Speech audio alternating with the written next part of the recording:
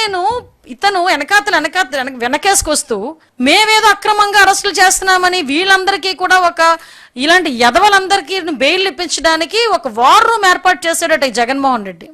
ఒక war room ఏర్పాటు చేశాడట లాయర్లు పెట్టుకొని. ఇది మీరు ఎవరైనా హర్షిస్తారా? ఇలాంటి పదాలు మీకు చూపించమంటే చూపిస్తాను, సిగ్గువిడిచి చూపించమన్నా నేను చూపించగలను. కొన్ని సందర్భాల్లో మేము కూడా కామెంట్స్ చదవద్దు అని మా పిల్లలకి మేము చెప్తున్నాం. ఏదైనా భావస్వేచ్ఛ ప్రకటన ఏంటంటే భావస్వేచ్ఛ ప్రకటన, దానికి లిమిటేషన్ ఉంటుందండి. భావస్వేచ్ఛ ప్రకటన కూడా లిమిటేషన్ ఉంటుందండి. లిమిటేషన్ లేకుండా మాట్లాడరండి. ఆడు ఎంత దరిద్రుడంటే నిన్న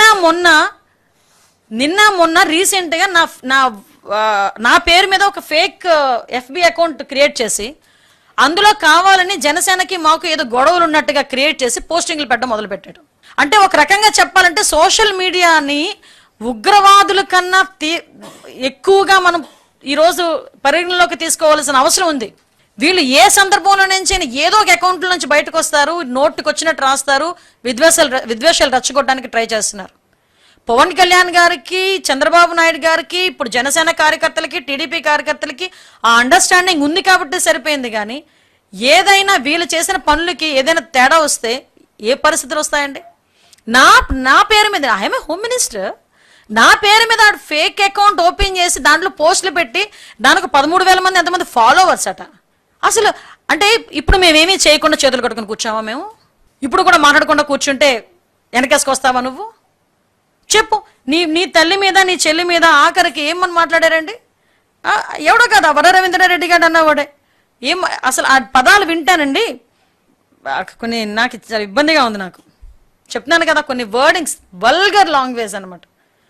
ఎక్కడో సంస్కారం అడ్డొస్తుంది. ఒక హోమ్ మినిస్టర్గా ఉన్నాను కాబట్టి ఎక్కడో సంస్కారం అడ్డొస్తుంది. మామూలుగా కూడా నేను మాట్లాడలేను ఇలాంటి పదాలు.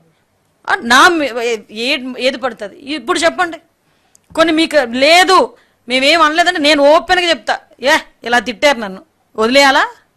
నన్నే కాదండి, రాష్ట్రంలో ఉన్న ఆడవాళ్ళందరి గురించి, తెలుగుదేశం పార్టీ ఆడవాళ్ళందరి గురించి, పాపం స్వాతి రెడ్డి ఆ అమ్మాయి గురించి అయితే నీచాతి నీచంగా ఆ ఏబి వెంకటేశ్వరరావు గారు ఆ పదాలు పెట్టి పాపం ఎంత నీచాతి నీచంగా మాట్లాడి, ఏమండి నేను ఒక సజ్జన్ రావుని ఎదవ ఆ రోజు ఏదో ప్రశ్న మాట్లాడితే నేను ఇంటికెళ్ళి గొడవ పెట్టుకుని వచ్చాను.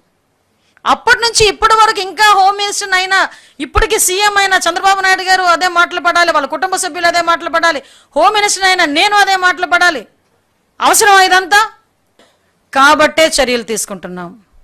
ఇలాగా పెట్టేగిపోయి సోషల్ మీడియా ముసుగులో నేరస్తులు రాజకీయ ముసుగులో బయటకు వచ్చి మీ భావస్వేచ్ఛ ప్రకటన ఆ ప్రకటన అని చెప్పి నోటికొచ్చినట్టు బూతులు మాట్లాడి బూతులు తిడుతున్నట్టుగా ఉంటే ఎవరిని వదిలిపెట్టేది లేదు. అందరి సంగతి తేలుస్తాం.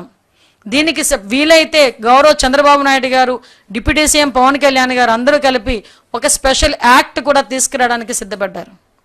మేము ఈరోజు గర్వంగా గుండెల మీద చెయ్యేసుకొని చెప్పగలం. ఈ రోజు వరకు జరిగిన ఏ సంఘటనలోని కూడా నిందితులు అన్నవాడు 24 గంటల నుంచి 48 గంటల్లో పట్టుకున్న పరిస్థితి మాది.